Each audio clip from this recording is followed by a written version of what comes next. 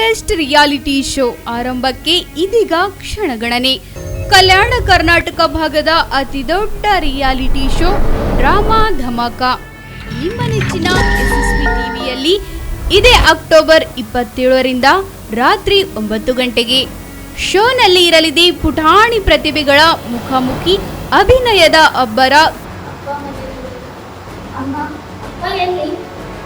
ನಾನು ನಿಮ್ಮಪ್ಪ ಬೇರೆ ಆಗ್ಬೇಕಂತ ಅನ್ಕೊಂಡಿದ್ದೀನಿ.